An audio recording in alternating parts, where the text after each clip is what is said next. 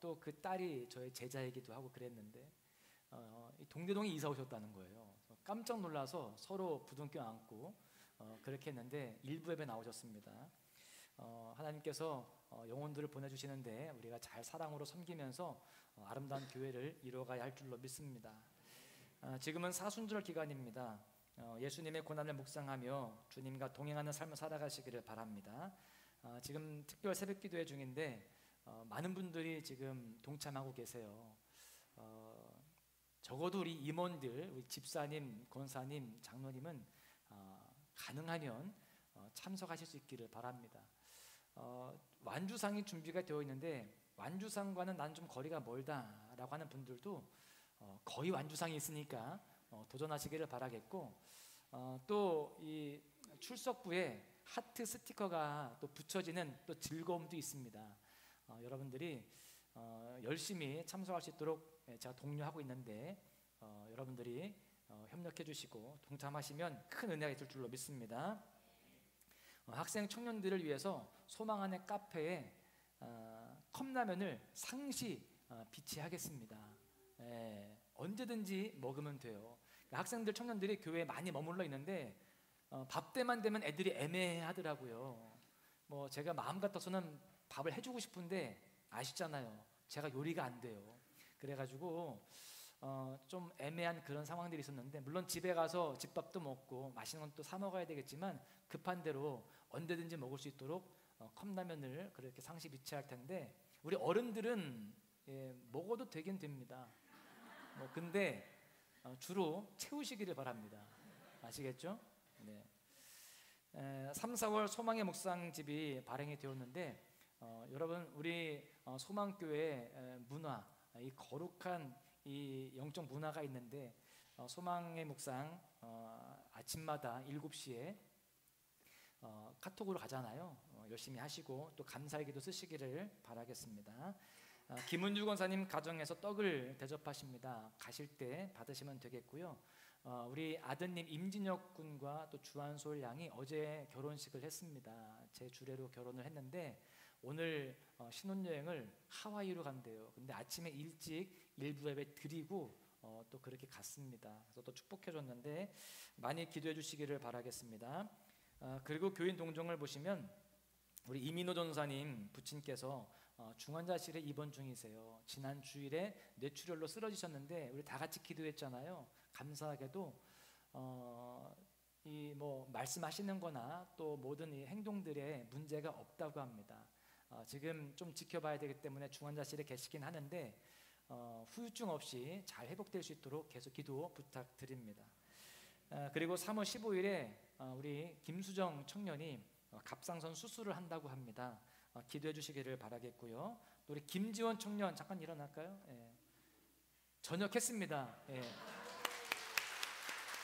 하도 앉으시고 하도 들락날락해서 이게 전역인지 휴가인지 모르죠. 전역했으니까 이제 끝.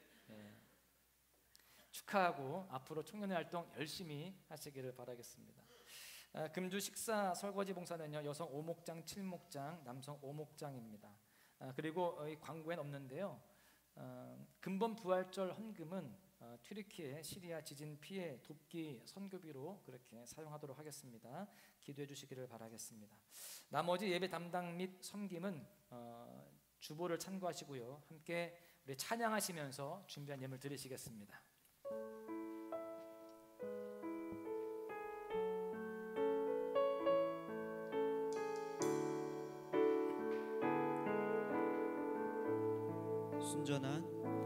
순전한 나의 삶에 옥합게 드려 주께 모두 드리리.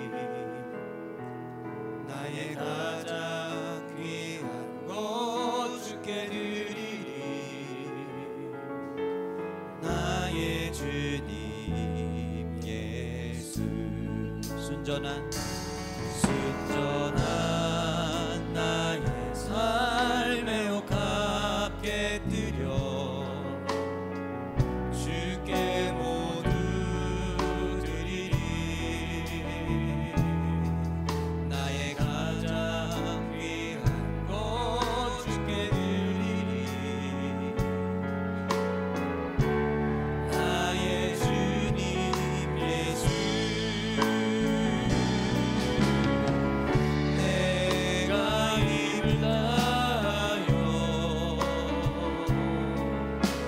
주의 나를 예비하리니 주가 보고 그 사랑으로 주의 것 삼으시네. 이것이 나의 기도 나의 소망 나의 모든 것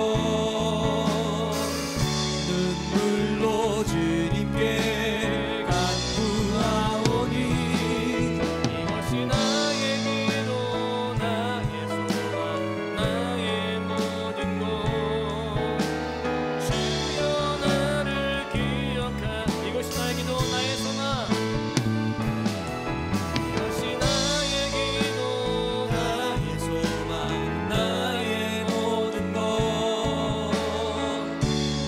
눈물로 주님께 간구하오니 이것이 나의 기도 나의 소망 나의 모든 것 주여 나를 기억하소서.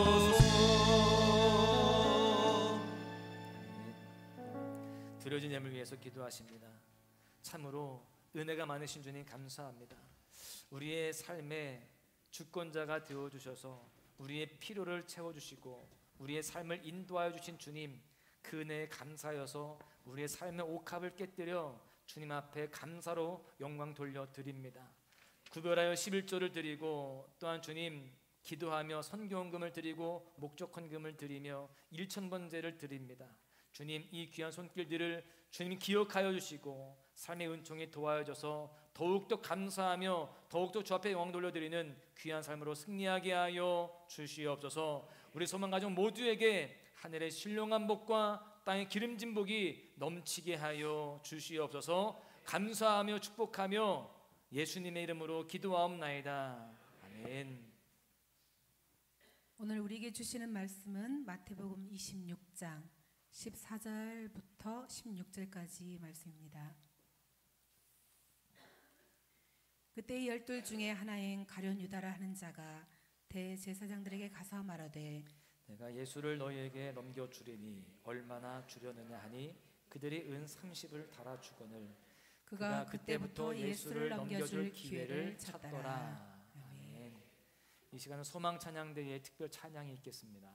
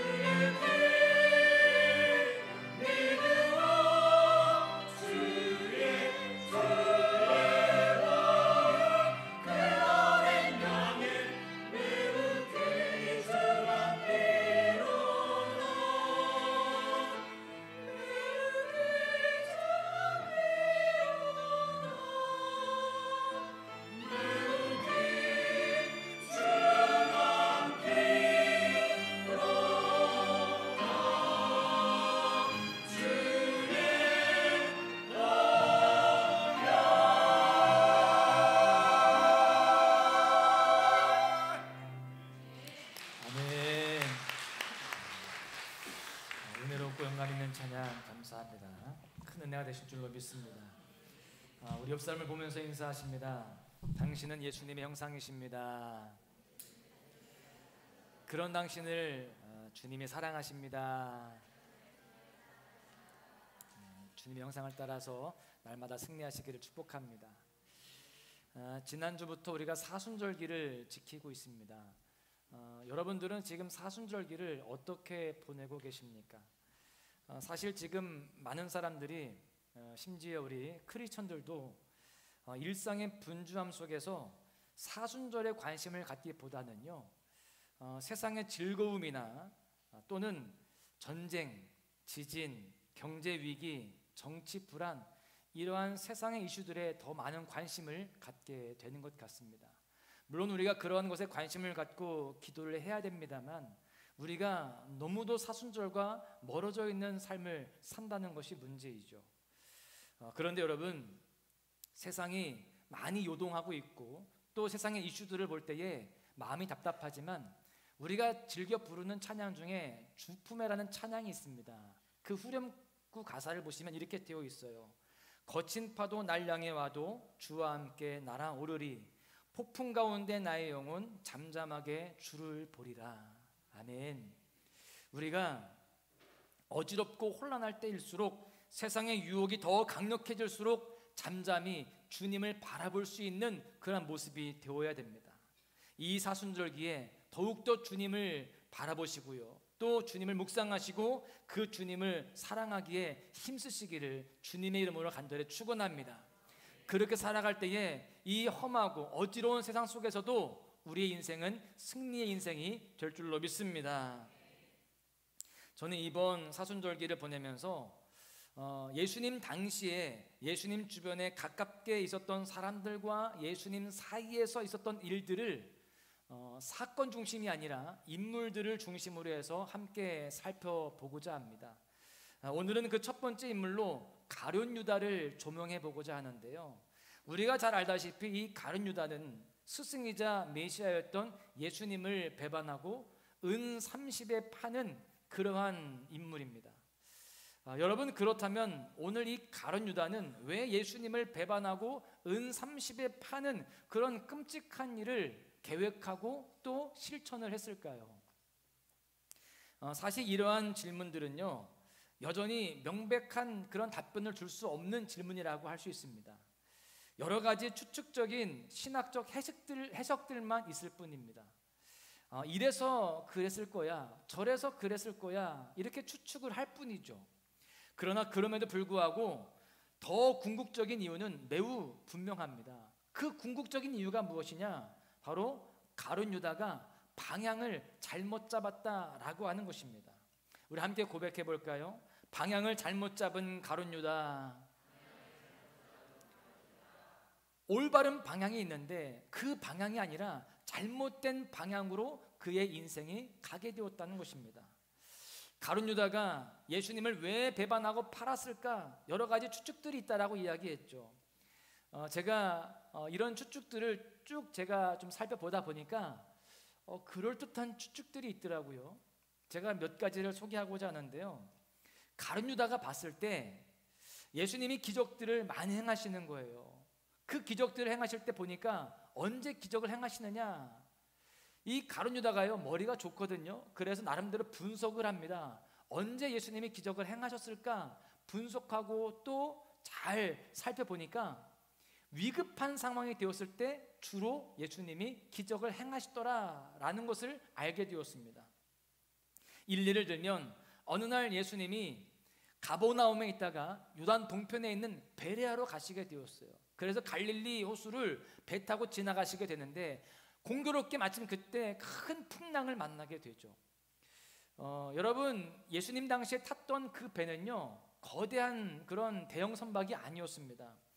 지금도 첨단 장비를 갖춘 그런 배들도요 이 해상 사고가 끊이지 않거든요. 그리고 뭐 큰 배라고 해서 뭐 좀 어느 정도 파도가 인다 해도 끄떡없는 그런 배가 아니라 그 당시 배는요 작은 나룻배였습니다. 목조선이었어요. 그때 상황이 성경에 잘 반영되어 있습니다. 누가복음 8장 24절에 보시면 주여 주여 우리가 죽겠나이다. 지금 다급하게 예수님을 찾습니다. 지금 작은 배에 강풍을 만나다 보니까요, 이리저리 흔들리는데 조만간 이게 뒤집힐 것 같은 겁니다. 조난당하게 생겼어요. 그래서 그 위급한 상황에서 예수님을 찾았던 것입니다. 그런 위급한 상황에서 예수님이 어떻게 하시느냐? 기적을 행하시는 겁니다. 바다야 잠잠하라, 바다야 고요하라. 그렇게 하니까요, 정말 거짓말처럼 바람이 잦아들고 또 그 모든 이 풍랑이 멎게 되었습니다.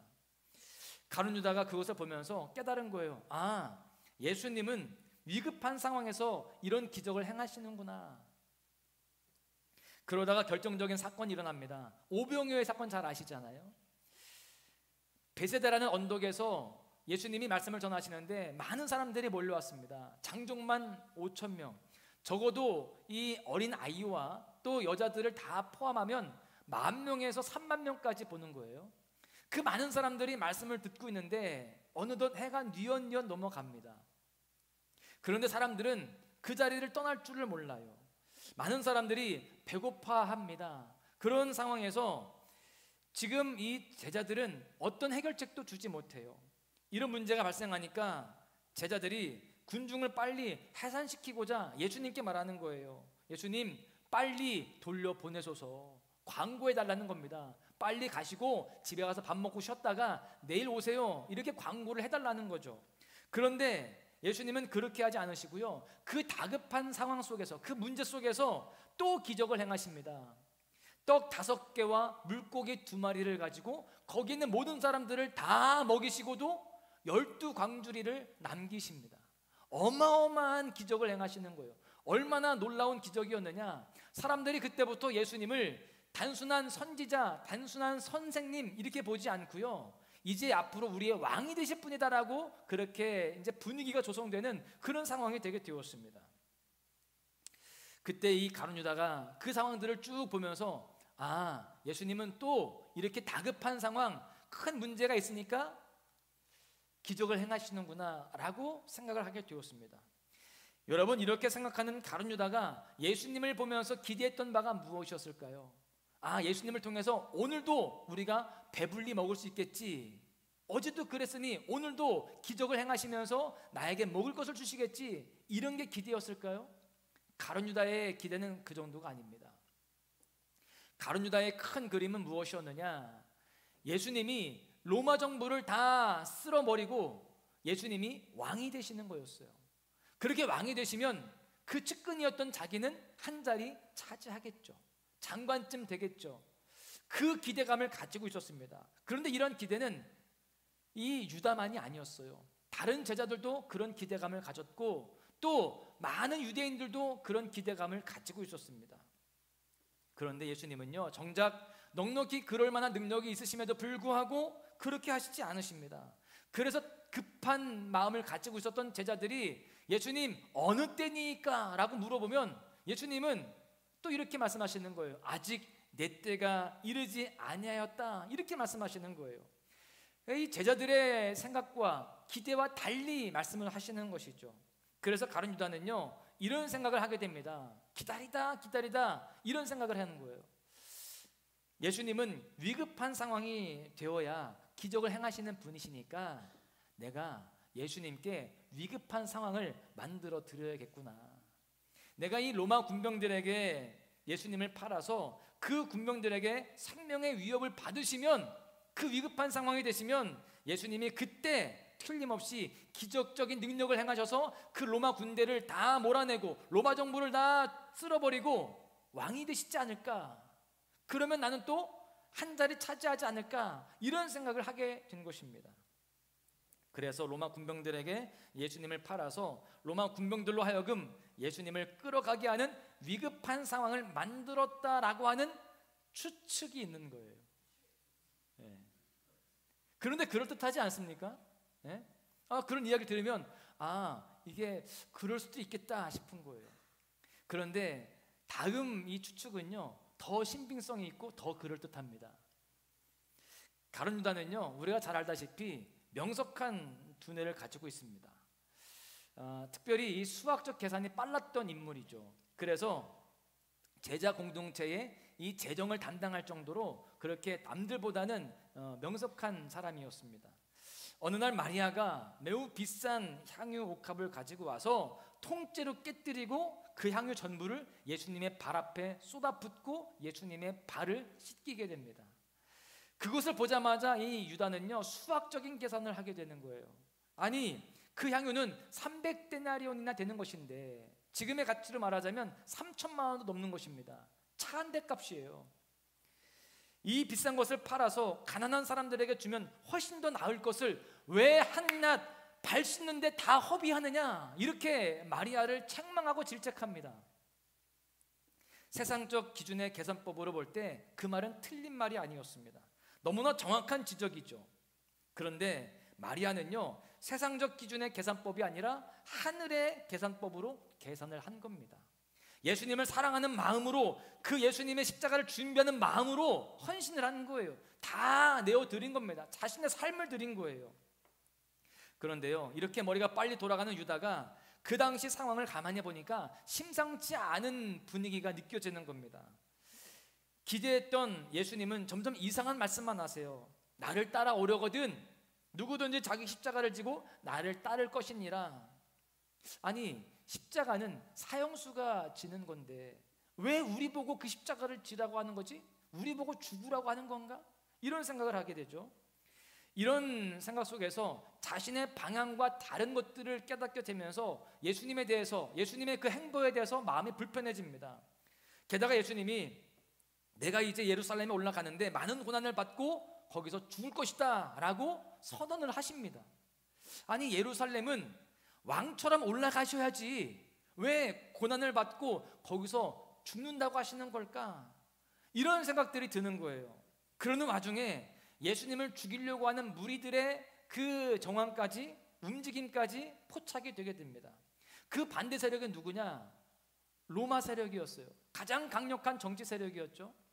그리고 대제사장, 서기관, 바리새인, 사두개인과 같은 종교 지도자들, 이들이 누굽니까? 가장 강력한 종교 세력이었습니다. 이 가장 강력한 세력들이 예수님을 점점점 그렇게 옥죄고 있어요. 그러다 보니까 계산이 빠른 가룟 유다가 생각하는 겁니다. 이러다가는 나도 죽겠다. 측근이었던 나도 거기에 엮여서 나도 목숨 부지하지 못하겠다. 그러면 어떻게 해야 내가 살 수 있을까? 그래, 차라리 반대편에 도움을 주자. 예수님을 잡는데 도움을 주면 나에게는 해가 오지 않겠지, 나는 살 수 있겠지, 그런 생각을 합니다. 심지어 그 와중에 어찌나 약삭 빠른지요, 돈까지 챙깁니다. 은 30을 받아내는 능력을 발휘해요. 여러분, 은 30이 얼마의 가치일까요? 그 당시 노예 한 사람의 몸값이 은 30이었답니다. 지금의 이 계산으로 하다 보면은 약 1200만 원 정도로 그렇게 추산을 합니다. 적은 돈은 아니죠. 그런데 한 사람의 몸값으로는 너무나 적은 금액이에요. 그런데요, 가룟 유다가 이렇게까지 하게 된 근본적인 이유가 무엇일까요? 그가 계산이 빨라서도 있지만 그 배후에 누가 있었느냐? 사탄이 있었다는 거예요. 누가복음 22장 3절에 보시면 12 중에 하나인 가룟이라 부르는 유다에게 사탄이 들어가니. 여러분, 그렇다면 왜 다른 제자들도 있는데 왜 가룟 유다에게 사탄이 들어가게 되었을까요? 사탄이 역사하는 것들을 보면은요, 그 이유가 굉장히 단순합니다. 사탄에게는요, 가능성의 지혜가 있습니다. 뭐가 있다고요? 가능성의 지혜. 아, 이 사람이 내가 지금 유혹하면 넘어올 가능성이 있겠구나라고 하는 사람들에게 가서 유혹을 하는 거예요. 가능성이 없는 사람들에게는 안 가는 겁니다. 괜히 힘 빠지잖아요. 마태복음 4장에 보시면 예수님께도 이 사탄이 다가온 적이 있었습니다. 유혹하려고. 언제예요? 예수님이 40일 동안 금식하고 너무나 배고프고 기진했을 때 그 배가 고픈 그 상황 속에서 배고픔을 해결할 수 있는 적절한 논리를 가지고 유혹을 하는 겁니다. 왜요? 그때 가능성이 있었기 때문에 그런 거죠. 여러분, 이와 같이 사탄은요, 가능성을 찾는 것입니다. 그래서 우리는 사탄에게 가능성을 열어주면 안 되는 것입니다.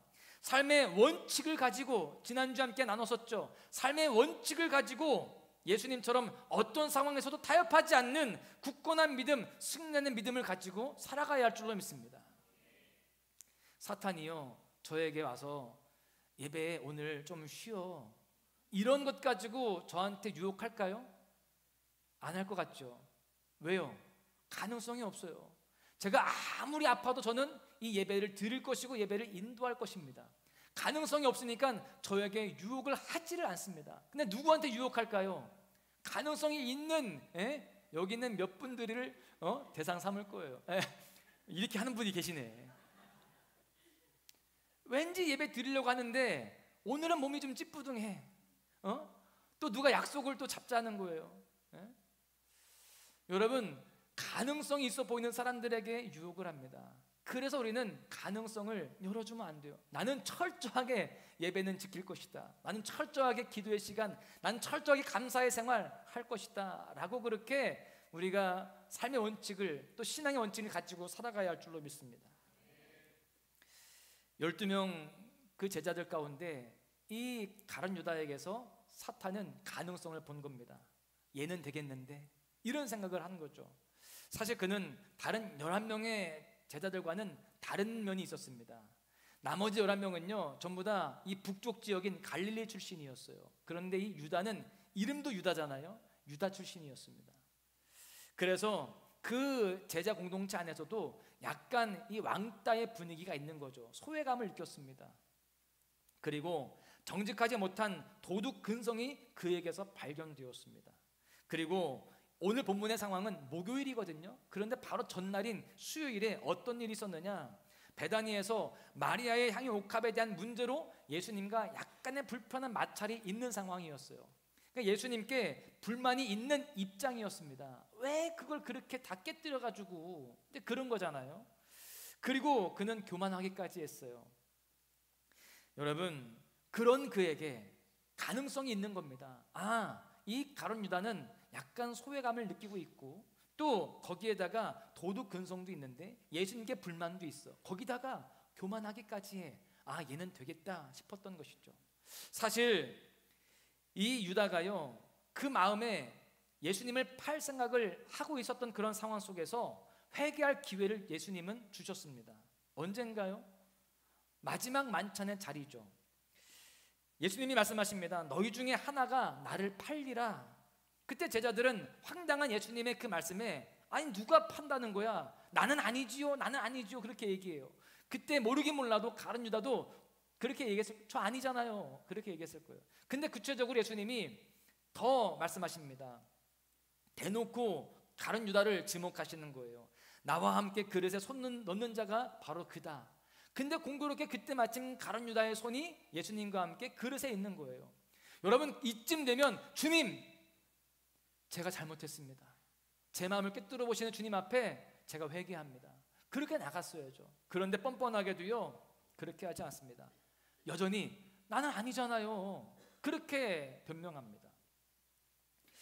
교만한 사람은요 이렇게 자기의 자존심을 굽히지 않는 겁니다. 끝까지 자기의 잘못과 또 자기의 그런 어리석음을 인정하지 않는 거예요. 유다는요 그렇게 애매한 분위기로 그 만찬을 이제 끝내게 됩니다. 그 후 몇 시간 뒤에 이제 예수님을 팔게 되는 거예요. 여러분, 가룟 유다가 왜 예수님을 은 30에 팔았는지에 대한 이런 이야기들을 우리가 함께 살펴보았습니다.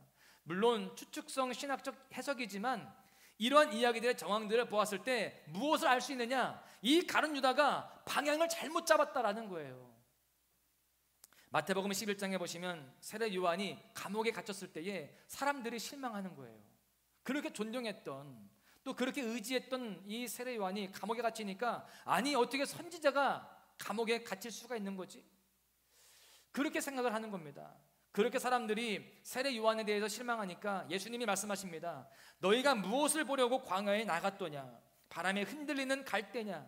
부드러운 옷을 입은 사람이냐? 선지자를 보려고 광야에 나갔지 않았느냐? 선지자는 고난을 당할 것이다. 요한이 고난을 당해 죽을 것이고 나도 똑같이 그 길을 갈 것이다. 그렇게 말씀하세요. 그때 제자들이 그러면 우리는 어떻게 되는 거예요? 어떻게 합니까? 이렇게 반문하죠. 그때 예수님이 너희들도 내가 가는 그 길을 가야지, 그렇게 말씀하십니다. 여러분, 지금 여러분들은 교회에 오셨고 이 자리에서 예배를 드리고 계세요. 그런 여러분들에게 주님이 무엇을 보려고 교회에 왔느냐, 무엇을 얻으려고 예배를 드리고 있느냐라고 질문하신다면 여러분들은 무엇라고 대답을 하시겠습니까? 혹시 저 복받기 위해서요, 저 돈 많이 벌기 위해서요, 우리 자식 잘 되게 하기 위해서요, 건강하고 또 내가 성공하기 위해서요, 여러분 이렇게 대답한다라고 한다면, 그것이 내가 예배드리고 교회 다니는 목적이 된다라고 한다면 오늘 본문의 가룟 유다와 크게 다르지 않은 모습이 되는 것입니다. 여러분, 만약에 그렇다면 이러한 나의 목적들이 이루어지지 않는다라고 한다면, 내 자녀가 잘 되어지길 바라면서 예배를 드리고 있는데, 내가 성공하기를 바라면서 예배를 드리고 있는데 그러한 것들이 이루어지지 않는다면 여러분도 가룟 유다처럼 이 자리를 떠나실 겁니까? 예수님을 등지실 겁니까? 여러분, 그런데요, 많은 사람들이 이미 그렇게 살아가고 있습니다. 교회 나갔더니 별거 없네. 교회 나가면 내가 부자 될 줄 알았는데, 내 자식 잘 될 줄 알았는데, 또 내 문제 해결될 줄 알았는데 오히려 내 내적 갈등이 더 많아지는 것 같아. 영적 고민만 더 많아지는 것 같아. 또 내 문제 아직도 여전히 해결되지 않는 것 같아. 그러니 내가 뭐하러 교회 나가?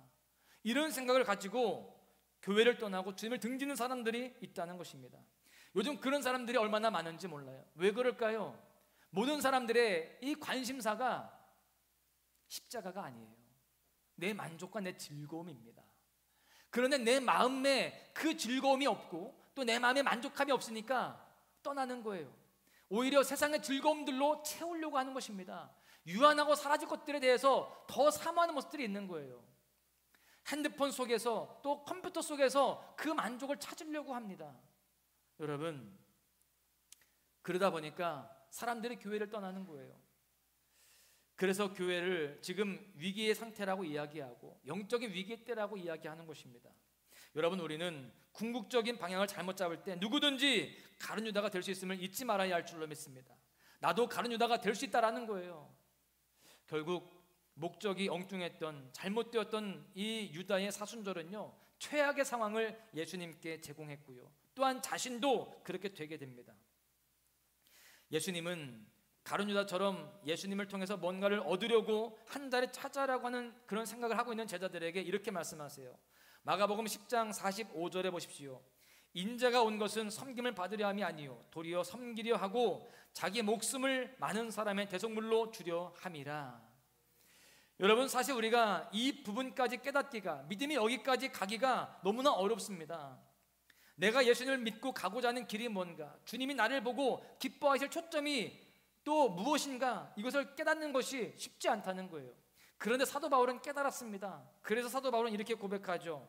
빌립보서 1장 20절에 보시면 살든지 죽든지 내 몸에서 그리스도가 존귀하게 되게 하려 하나니. 사도 바울의 인생의 목적, 초점은 예수 그리스도였습니다. 그래서 내가 살든지 죽든지 내가 주를 위해 살겠다라고 결단하고 그 삶을 살아내는 것입니다. 여러분, 우리도 이 오늘 본문의 가룟 유다를 보면서 이 사순절기를 보내면서 다시금 방향을 바로잡아야 할 줄로 믿습니다. 방향 전환을 해야 되는 거예요.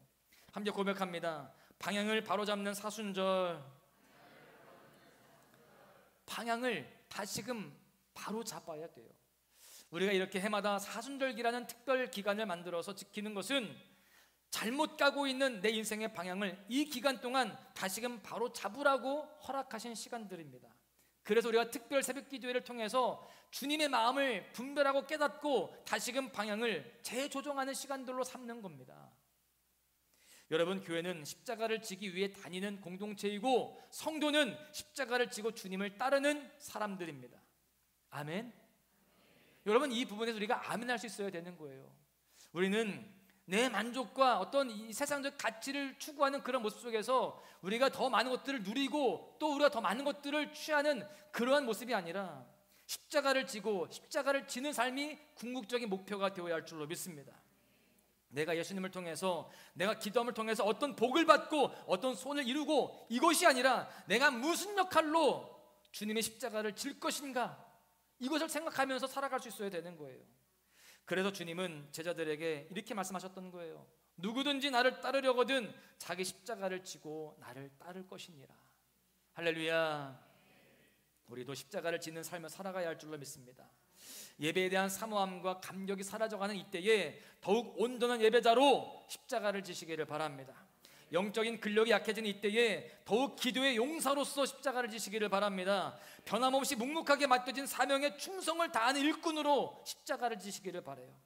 더 나아가서 가정에서, 일터에서, 모든 관계 속에서 그리스도의 향기가 되는 삶으로 십자가를 져야 할 줄로 믿습니다. 이런 모든 모습들이 사실은 십자가를 지는 거예요. 왜 그럴까요? 쉬운 일이 아니기 때문에 그렇습니다. 사실 때때로 우리는 우리에게 주어진 그 십자가가 너무나 무겁고 힘겨워서 눈물이 날 때도 있고, 또 그러다가 쓰러져 지칠 때도 있습니다. 그러나 그럼에도 불구하고요, 그 십자가 놓지 말고, 포기하지 말고 끝까지 그 십자가를 지고 주님의 길을 따라가야 할 줄로 믿습니다. 오늘 본문의 가룟 유다는요, 십자가의 고난과는 정반대의 생각, 잘못된 방향을 가지고 예수님을 그렇게 바라보았습니다. 예수님을 통해서 자기가 한 자리 차지하고 자기의 어떤 목표를 이루고자만 하였습니다. 그렇게 바라보다가 자기의 계획과 목표와 반대대로 가는 그런 모습이 보이니까 예수님을 보고 배반을 하게 되었습니다. 그런데 어떤 결과가 나왔죠? 유다는 파멸의 고통에 빠지게 됩니다. 머리가 좋을수록 심리적으로 좌절이 빨리 온다고 그래요. 왜 그럴까요? 상황 파악이 빨리 되기 때문에 그렇죠.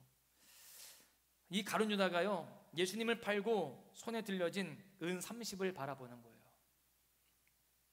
예수님을 팔아서 얻게 된 내 손에 주어진 이 은 30, 내가 이거 어디에 쓰려고 했던가, 이 1,000만 원 정도 되는 이 돈 어디에 쓰려고 내 스승이었던, 내가 사랑했던 그 예수님을 배반했던가, 내 모습이 어쩌다 이렇게 되었던가, 그런 생각을 하게 된 겁니다. 요즘 아이들 말로 현타가 온 거예요. 현실 자각을 하게 되었습니다. 그래서 이건 아니지, 그런 마음을 가지고 대제사장들과 장로들에게 갑니다. 그리고 그 돈을 다시 돌려주면서 내가 잘못 판단했습니다, 내가 죄를 범했습니다, 이거 다시 물려주시오, 그랬어요. 그때 대제사장과 장로들이 이렇게 이야기하죠. 이미 끝났어. 그것은 네 몫이야. 우리가 알 바 아니야. 이거 다 너의 책임이야. 네가 져야 할 거야. 등을 돌려버리는 거예요. 그러자 가룟 유다가 어떻게 생각합니까? 이거 나에게 무슨 의미가 있는가? 그 은 30, 그리고 소중하게 생각했던 그 돈을 버리는 거예요. 내어 던집니다. 그 돈이 더 이상 중요하지 않게 되었습니다. 그리고 견딜 수 없는 그 죄책감 속에서 스스로 목숨을 끊습니다. 그런데요, 그의 죽음에 대해서 성경은 순화해서 기록하지 않고 민망스러운 표현을 그대로 기록해요. 사도행전 1장 18절에 보십시오.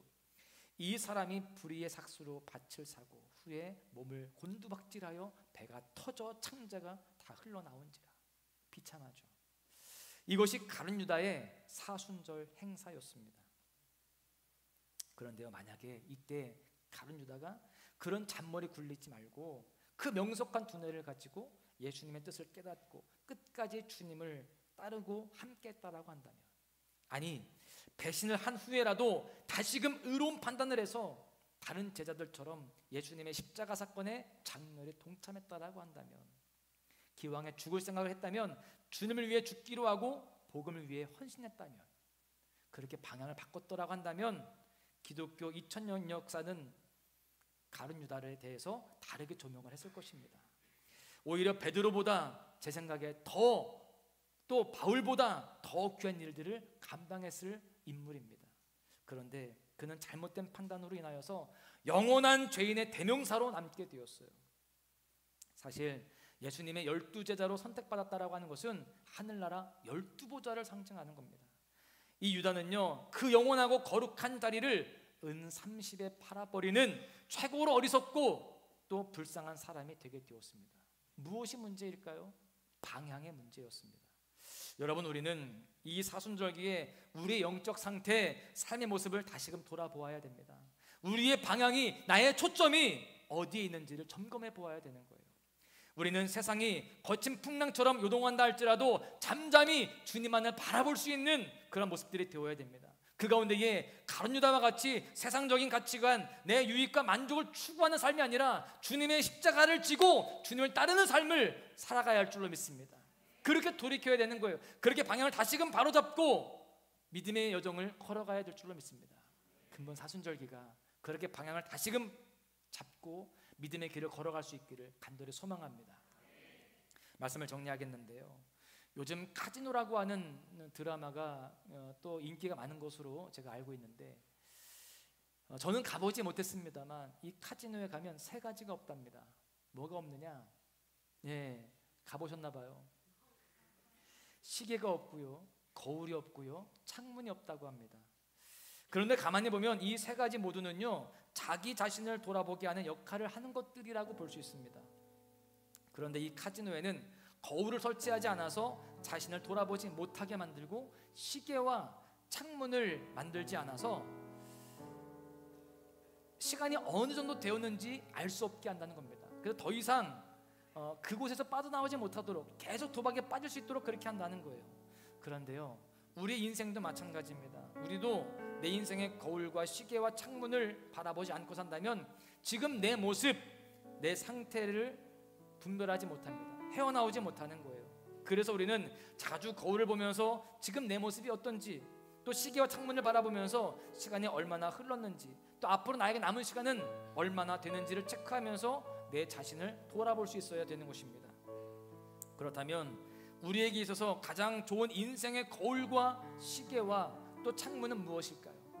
바로 말씀이며 주님의 마음인 줄로 믿습니다. 가룟 유다는 똑똑했지만 주님의 마음을 몰랐어요. 계산이 빨랐지만 주님의 말씀을 이해하지 못하였습니다. 그래서 그는 잘못된 방향으로 나아갔어요. 그리고 끝내 돌이키지도 않았습니다. 우리는 이번 예수님의 십자가의 사랑과 은혜를 묵상하는 이 사순절기를 보내면서 다시 한번 기회를 주시는 하나님의 말씀 앞에 우리 스스로를 돌아보아야 할 줄로 믿습니다. 세상적 가치관과 사회적 이슈에 거기에만 빠져있는 것이 아니라 인간적인 즐거움과 편안함만을 추구하면서 영적 안일함 속에서만 살아가는 것이 아니라 말씀 앞에, 그 거울 앞에 우리를 비춰보아야 됩니다. 또 말씀의 시계 앞에서 내 인생의 시간이 지금 어디쯤 가고 있는지, 몇 시인지 확인을 해야 돼요. 그리고 말씀의 창문 앞에서 지금 이러한 삶의 너머를 볼 수 있어야 할 줄로 믿습니다. 그렇게 점검할 때에 우리는 가룟 유다와 같은 삶이 아니라 다시 일어나서 십자가를 지는 그런 삶을 살게 될 줄로 믿습니다. 온전한 예배자로 십자가를 지고, 기도의 용사로 십자가를 지고, 충성된 일꾼으로 십자가를 지고, 그리스도의 향기가 되는 삶으로 십자가를 지는 삶을 살아내게 될 줄로 믿습니다. 그렇게 방향을 잘 전환하여서 십자가를 질 때에 우리 인생의 방향이, 궁극적인 목표가 십자가의 길이 될 때에 주님은 우리에게 주목하여 주시고요, 그에 합당한 은혜와 복을 부수적으로 도와여 주실 줄로 믿습니다. 더 나아가서 하늘의 상급도 예비해 놓으실 줄로 믿습니다. 할렐루야.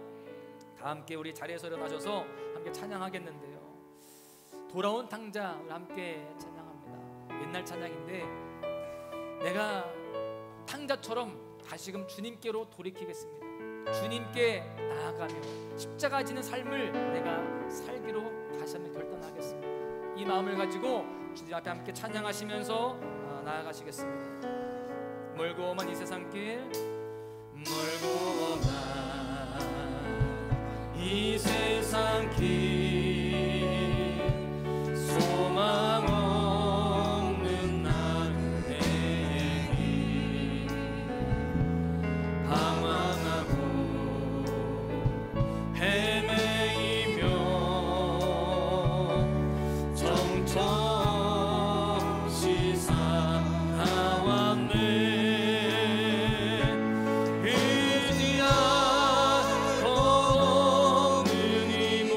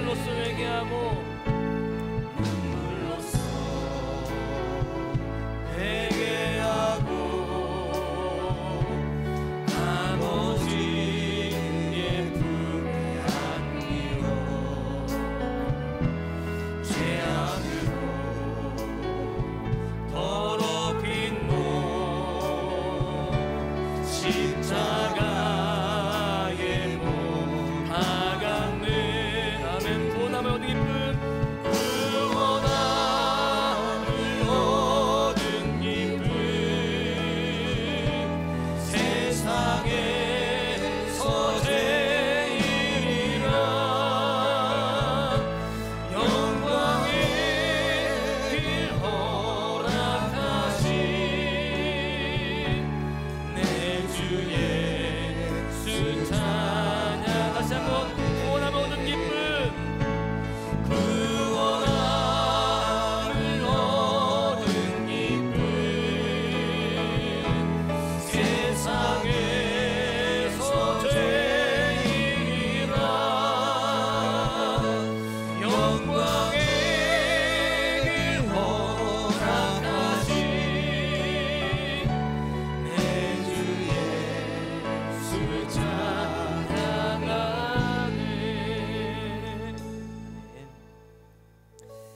어느 유명한 사형수의 일화를 잠깐 소개하고 싶습니다. 그가 사형을 당하는 마지막 순간에 교도관이 이렇게 이야기합니다. 마지막으로 하고 싶은 말이 있으면 하시오. 그때 사형수가 이렇게 이야기합니다. 내가 평생에 제일 좋아했던 담배 한 대 피우게 해주시오. 그래서 교도관이 자기 안주머니에 있던 담배를 꺼내서 그에게 물려주고 불을 붙여줬답니다. 그런데 그 사형수가요, 그 좋아하는, 평생 그렇게 좋아했던 담배를 물끄러미 바라만 볼 뿐 한 번도 빨지 못하더라는 거예요. 왜 그럴까요? 그가 담배를 피워서 그 담배가 다 타면 자기는 죽게 되기 때문입니다. 여러분, 세상의 것은 결국 아무것도 아니에요. 아무리 좋은 것이라 할지라도 마지막 날에는 아무 의미가 없는 것입니다.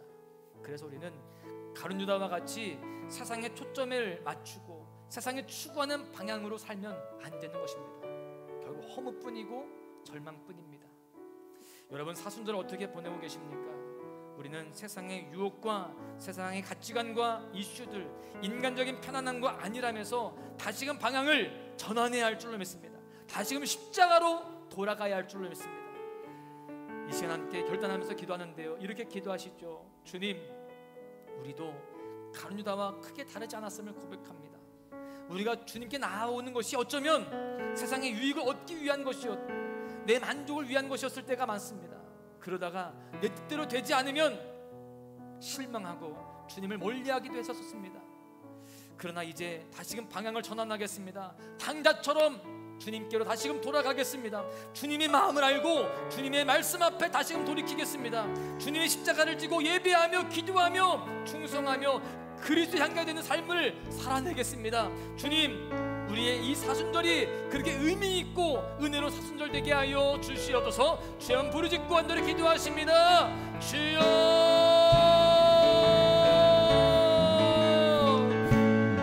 아버지 하나님, 이 시간 다시금 저희들 주님 앞에 기도하며 주님을 의지합니다. 주님께로 돌이킵니다. 오직 예수 그리스도가 내 삶의 소망이며 내 인생의 전부임을 인정하며 나아갑니다. 주님, 내 인생이 세상과는 치우쳐있지 않기 원합니다. 주님, 세상을 추구하며 내 인간적인 만족함과 안전에 빠지는 것이 아니라 주님께 원하시는 것이 무엇인지를 분별하고 주님대로 살아가겠습니다. 주님, 세상의 것들은 아무것도 아닙니다. 내가 아무리 좋아한다 할지라도 이 세상 끝에는 아무것도 아니고 주님, 유한한 것들일 뿐입니다. 허무한 것뿐입니다. 주님, 그 사실을 깨닫고 오직 영원하신 주님만을 바라보며 나아갈 수 있도록 인도하여 주시고 예수 그리스도의 십자가로 방향을 다시금 바로잡고 주님 안에 살아가겠습니다.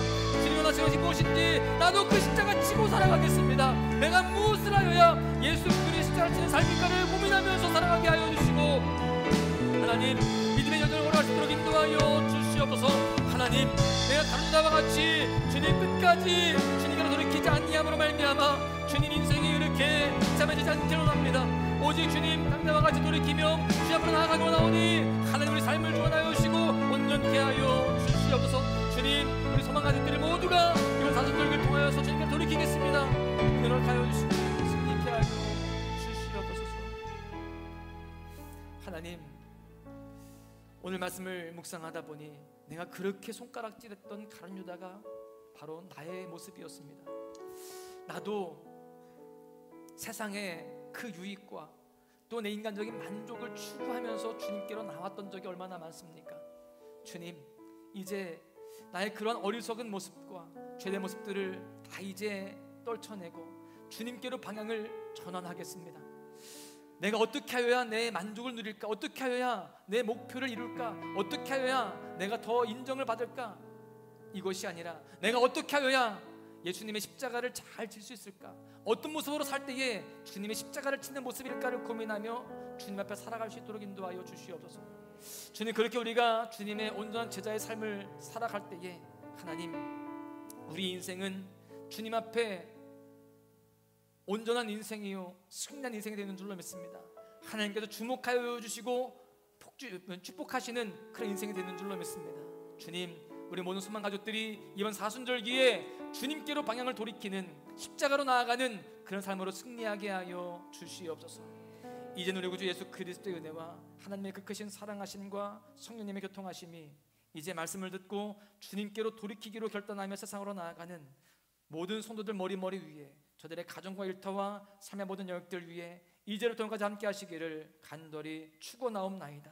아멘.